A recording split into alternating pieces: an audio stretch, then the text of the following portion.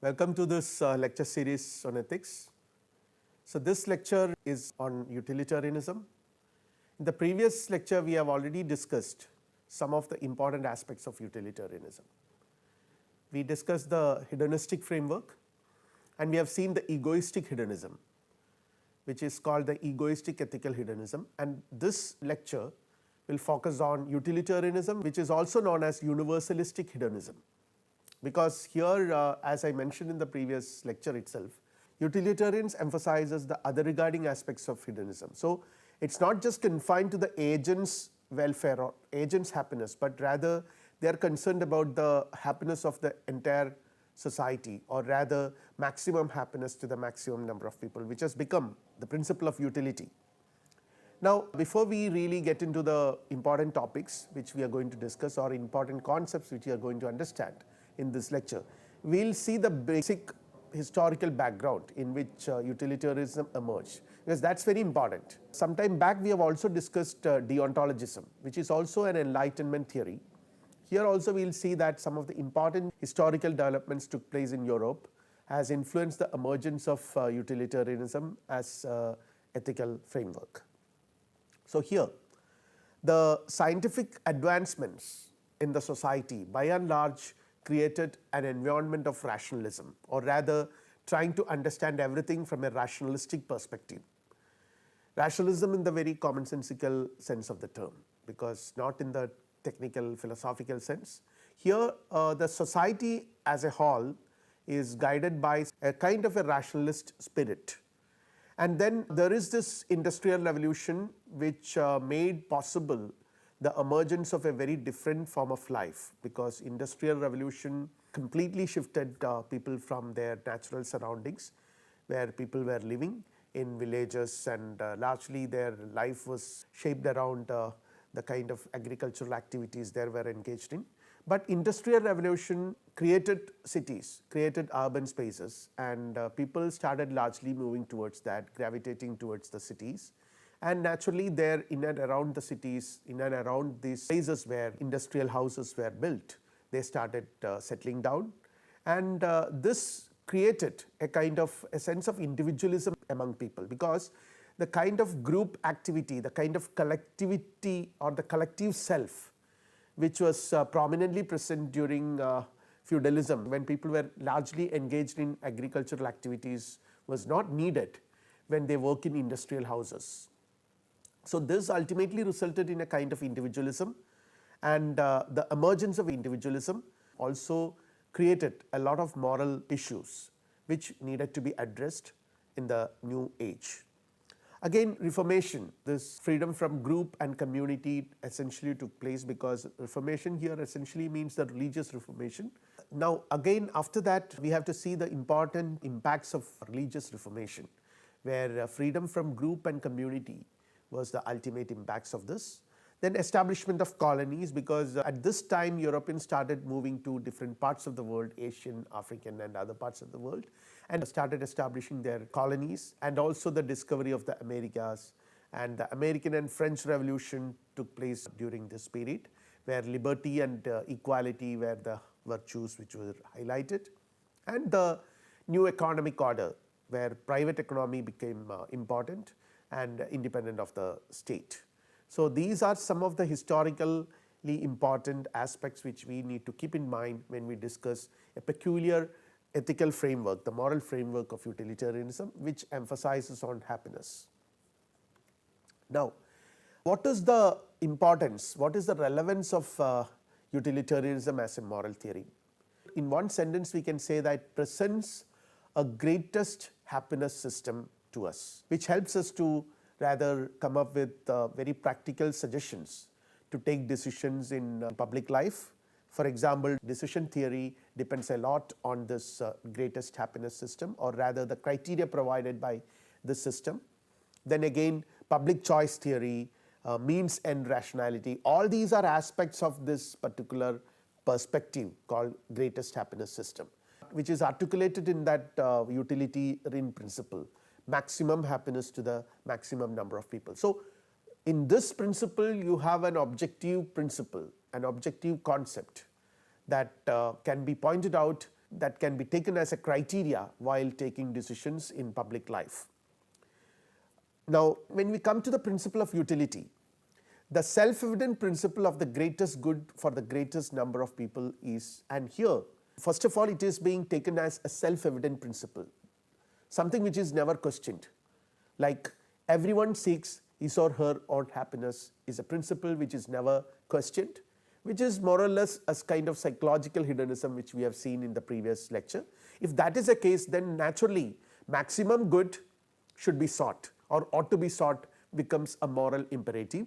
Now again, maximum number of people becomes more attractive moral framework, ethical framework to which we can subscribe to. So utilitarianism in that sense assumes a taken for granted principle, the principle of utility. The most reasonable guide to both individual morality and public policy is pleasures and avoidance of pains.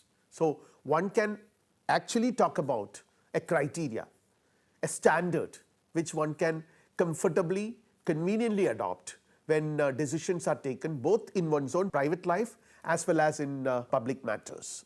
So this is another important and relevant aspect of utilitarianism. Then again, rational basis on which the laws of all nations, rational basis on which the laws of all nations should be built. This was the time when we have already seen that nation states were becoming stronger. The concept of a nation itself has becoming increasingly getting defined in terms of laws. And when we talk about the laws which nations can adopt, here they need a rational basis for the laws, because already there is a kind of an independence from the religious perspective. So you need a rational basis for the laws which need to be formulated when nations are created, and utilitarianism seems to be giving you very strong rational basis for that.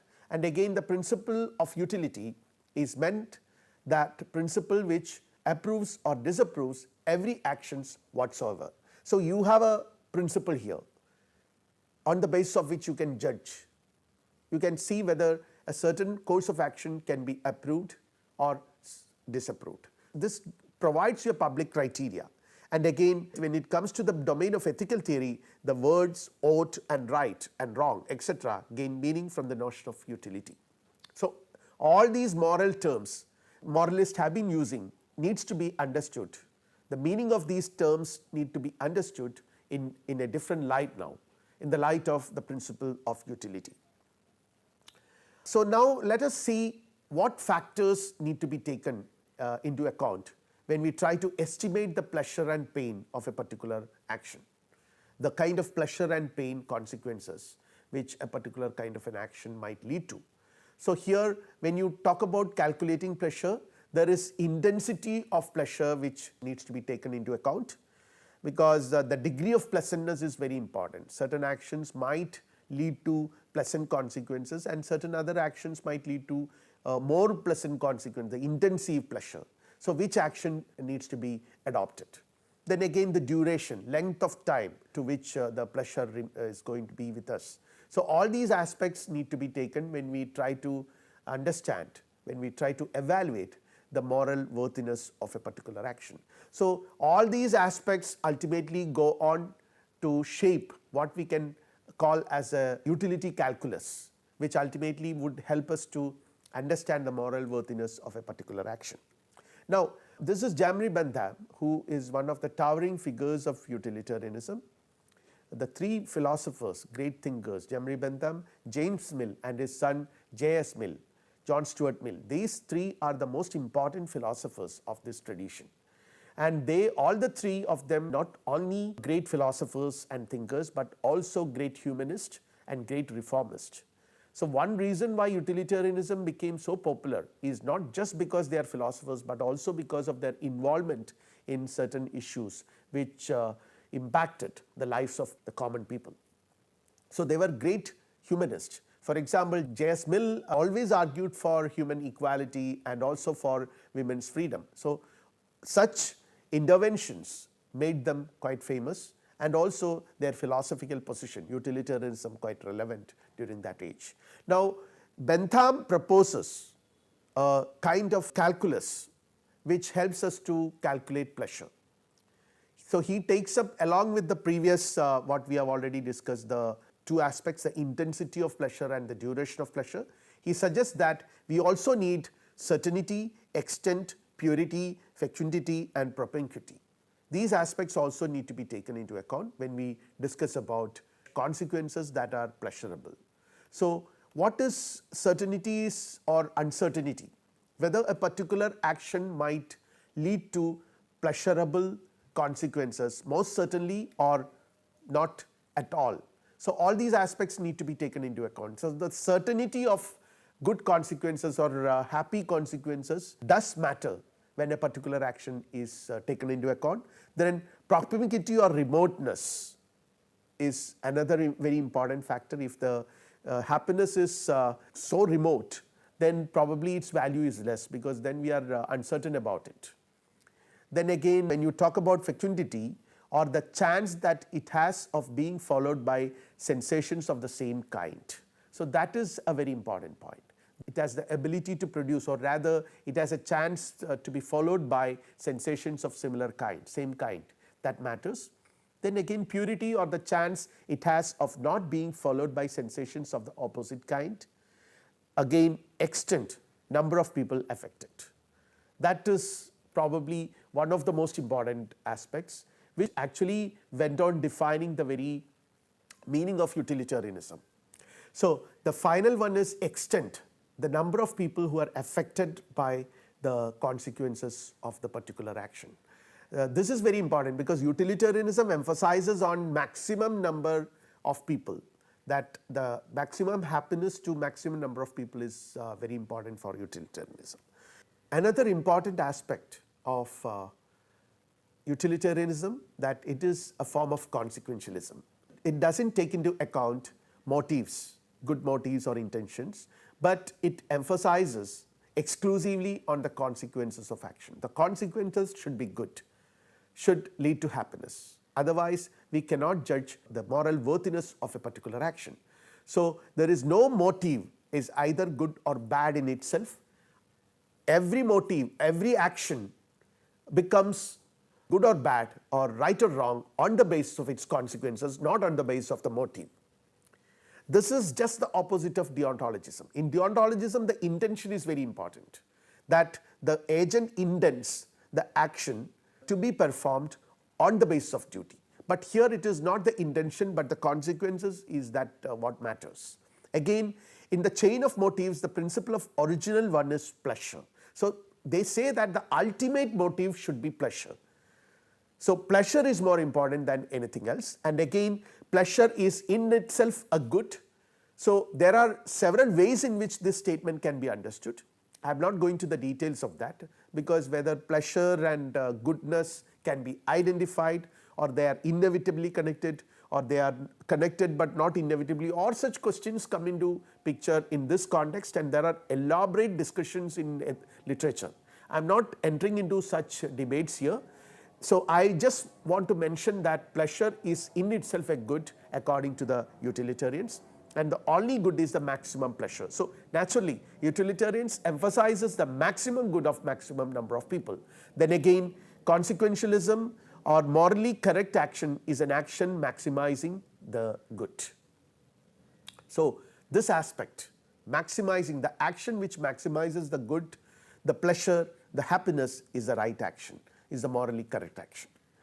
Now, to focus more on utilitarianism, we all know that in the modern world, utilitarianism is a very valuable ethical framework. It presents a principle, the maximum happiness to the maximum number of people, which can be employed rationally in a more transparent manner. When you take decisions in public life, this is a very convenient principle, because one can justify one's own action by saying that I thought I did it because according to me. It employs cost benefit analysis, which is quite handy when you take a decision in your public life.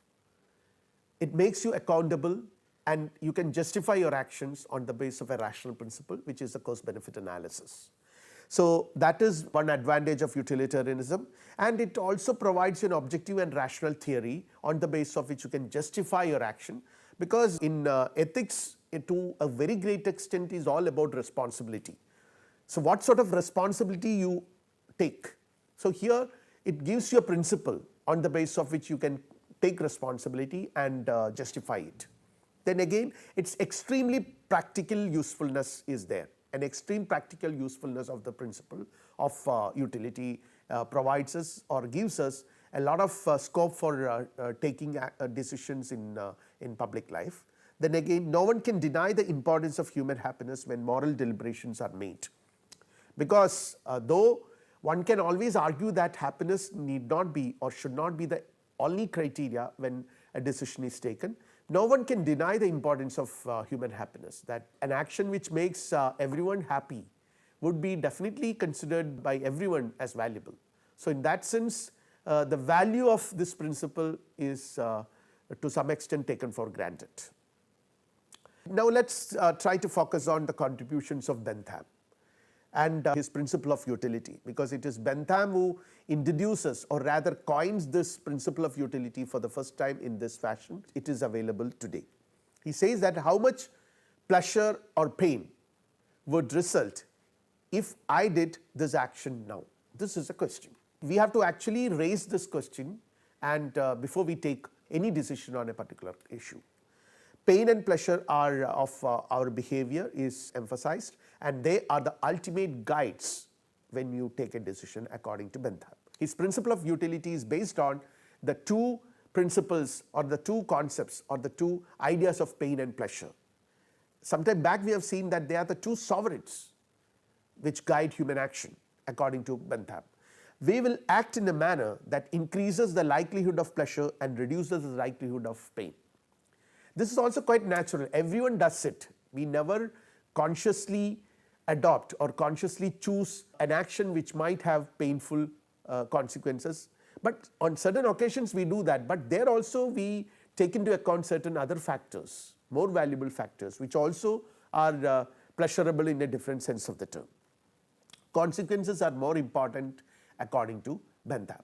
And one problem with Bentham is that Bentham's utilitarianism, Bentham's version of utilitarianism is known as act utilitarianism, because here the emphasis is on the action, what action you take when you take a decision and what action you take and what are the consequences of that particular action.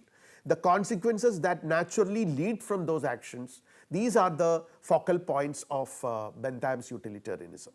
So, each action needs to be taken in isolation, each action is different from the other, and each action will have a certain consequence, and the moral worthiness, the moral value of that particular action needs to be understood and evaluated in the light of the consequences to which that particular action leads.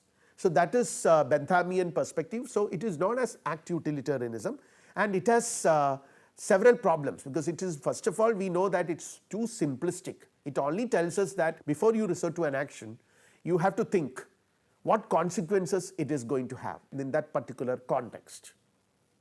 So, it is quite often context dependent, because the same action might have different consequences in different context or different circumstances. So, Bentham tells you that your focus should be on a particular action and the kind of consequences it leads to.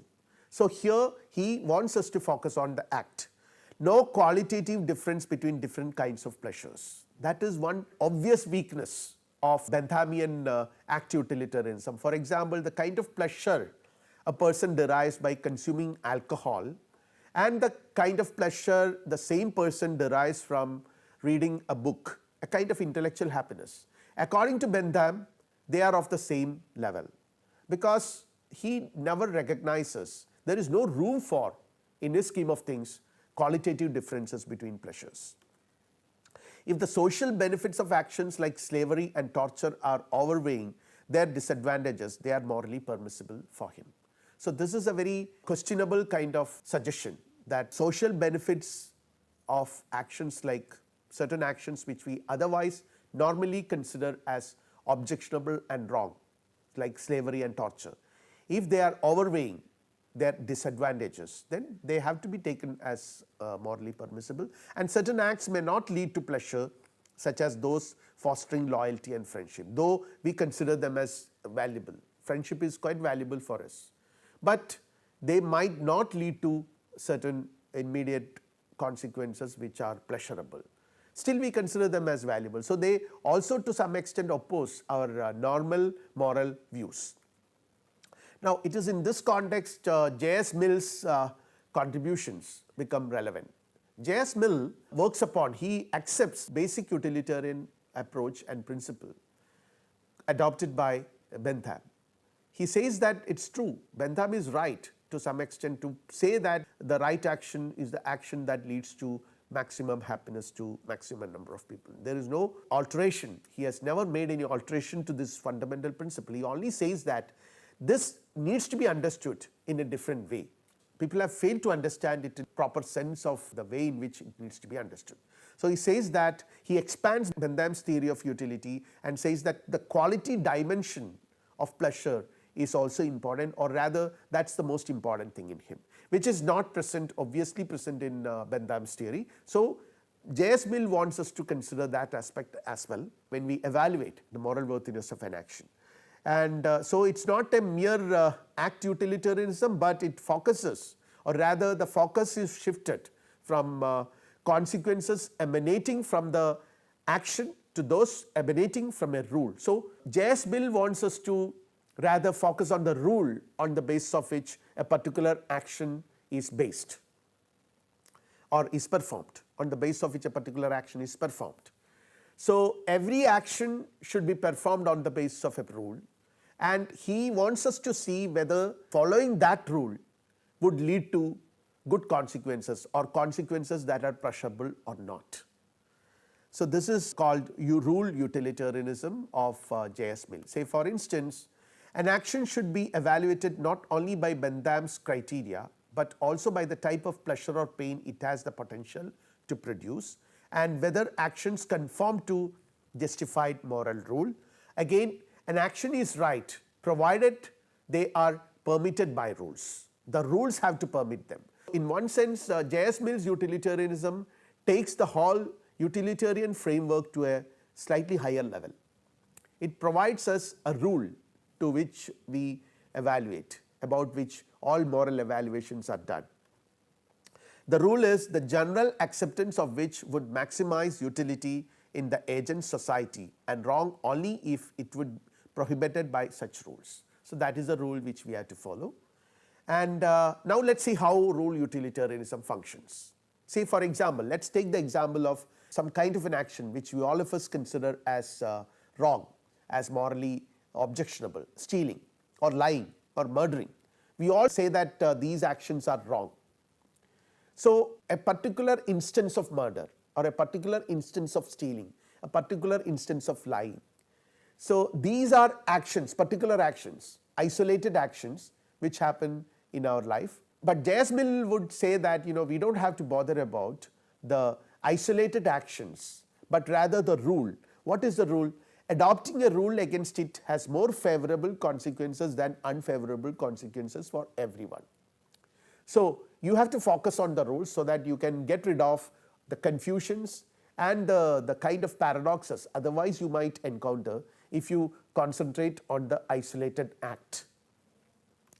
The rule can be applied to all instances of acts of stealing, lying or murdering. Hence, we are actually passing a moral judgment, an evaluative judgment on the rule on the basis of which the action is performed.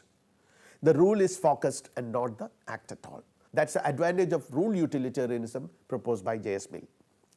Now, there are certain points, certain arguments which we can find which opposes the very philosophical perspective of utilitarianism. Because utilitarianism, there is no doubt that it is quite attractive from the very outset. It looks very attractive, no doubt about it. But at the same time, the major weakness of utilitarianism, or there are certain important weaknesses. One of such weaknesses is that it absolutely neglects the value of intentions, which otherwise is considered as very important throughout our day-to-day life. We always consider a person with good intentions as a good person. A person's act, whether it is performed with good intention or not, is a matter of concern for us in our normal moral life. But that aspect is completely ignored by the utilitarians. There is absolutely no mention of the intentions, rather they would say that intentions cannot or need not be taken into account at all. Another important point is, to know the moral value of actions, we have to wait to see the consequences which are not in our hands. See, this is another very important aspect. We are making an evaluation of a particular action, whether that particular action is right or wrong, or morally good or evil. Now, what we have to do is that we are not actually evaluating the action here, we are just waiting what would be the consequences of the action. And only on the basis of the consequences, only in that light, we can pass a judgment on the moral value or worthiness of that particular action. So, here we completely depend on the consequences, not on the action. So, the problem here is that the consequences are not in our hands, only actions are in our hands. So, consequences might vary based on circumstances and certain other important aspects. So, what will you do? What can we say about consequences here? If you completely focus on consequences, the difficulty is that your moral worthiness depends on your luck. We can always put it in that way. It depends on your luck, because if the action leads to good consequences, you are lucky. So, and your actions have more moral value. But for some unfortunate reasons which you have absolutely no control of, the actions lead to bad consequences, then the action would be treated as morally wrong. So, things are not in your hands, but still you would be accountable for them. We might have made a choice thinking that it might lead to a good consequence, but it may not always do that. So, this is again the continuation of the point which you have just discussed. Many things are not in your hands. We might have done the action expecting that it would lead to good consequences. That is quite possible, but it did not, because many things are not in your hands. Many things would have changed. You find yourself completely helpless here as far as the moral value of the action is concerned. Then again, utility is often a continuous and relative term, because what one person considers as utility and happiness is not necessarily the happiness and utility for another person. So, there might be differences of opinion about the very concept of utility itself, and to some extent the very concept of happiness, unless we are talking about very essential kind of a happiness. Now, there is a very interesting criticism raised by G. E. Moore, which is called the naturalist fallacy. From a modern perspective, from the perspective of linguistic philosophy, G. E. Moore says that Mill makes an illegitimate inference from is to ought, from is desired to is worthy of desire. So, that is a very interesting observation what G. E. Moore makes here. So, the fallacy is that if what is good is what men actually do desire, then it leads to naturalistic fallacy, because this implies that good can be defined in terms of what men desire, which is not the fact. What is good is what men desire. Can we say that? We cannot say that. So, this is the naturalistic fallacy. Then again, but even if it is a fact, even if you for the sake of argument considers that it is a fact, then it is to hold that men do always desire what is good, which is also not true, which cannot be true. If that is the case, then ethics loses all its point. In English, again, desirable means what ought to be desired, but for Mill, desirable means what men do actually desire. This is another problem.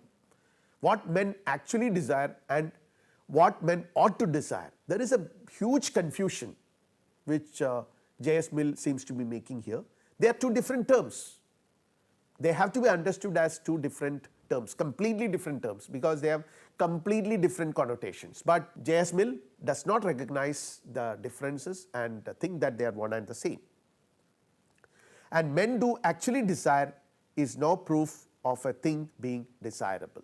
Just because men actually desire it does not mean that it is good or it is desirable. We can actually conclude our discussions on utilitarianism here. This is when we try to understand utilitarianism and their perspective from a critical perspective.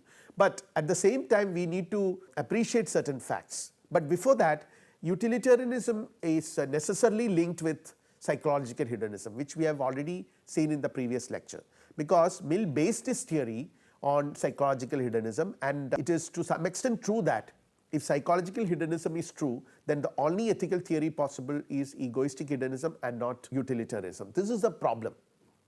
This is one problem which Mill might face, because if Mill bases his theory on psychological hedonism, but if psychological hedonism is true, which says that every man actually in nature seeks his own pleasure, all of us as human beings seek our own pleasure. If that is the case, then we cannot advocate utilitarianism, which says that we should also seek the pleasure of other people. We should try to maximize the pleasure of everyone, maximum number of people. So it insists that we need to be inevitably other regarding, which is not possible if psychological hedonism is true. Psychological hedonism makes only egoistic hedonism as a possible ethical theory. If a man can seek only his own pleasure, then it is impossible for him to seek the pleasure of other men. Man do always desire pleasure. There is no doubt about it, but then what? What is that we are proposing? Whether egoistic ethical hedonism or utilitarianism, that is the question. So there are certain practical difficulties also which we need to point out here, because in its enthusiasm to emphasize pleasure, the utilitarians in general fail to make some distinctions, some important distinctions in our moral life. See, for example, in an instance where the soldier throws himself to a grenade to save the life of his fellow soldiers, which is always hailed by us as a great moral act, which has led to very good consequences, because it might have saved the lives of many number of people, but sacrificed only one life. But the same consequence might result if the same soldier throws his fellow soldier to the grenade and save the life of others. The same thing has happened, the same consequence. But whether the first action or the second action, which one do we consider as more morally worthy action? That is the question. Our common moral framework or commonsensical morality suggests that the second one is more morally worthy than the first. But utilitarianism would essentially see them both at the same level. Utilitarianism seems to argue that both are right actions as the consequences are good. Now, one important point before we conclude, I would like to underline this point. One important aspect that makes utilitarianism is that it is not just hedonist. Social reformation, and they are not just hedonist. Utilitarians are not just hedonist. Social reformation and humanism dominated their outlook, and again they argued that laws should be to make the world a happy place for everyone. So they are really concerned about social welfare and the welfare of everyone, and argued for equality and women's rights. This is a point which I have already mentioned, that Mill was emphatic about it. And again, finally, Mill argues that people should take into consideration how their action could affect those around them. So these are some of the important things which we need to keep in mind when we try to appreciate the contributions of utilitarianism. We will wind up our discussions here, and in the next lecture we will continue with certain other aspects of utilitarianism and also some other important ethical theoretical frameworks. For the time being, we will wind up. Thank you.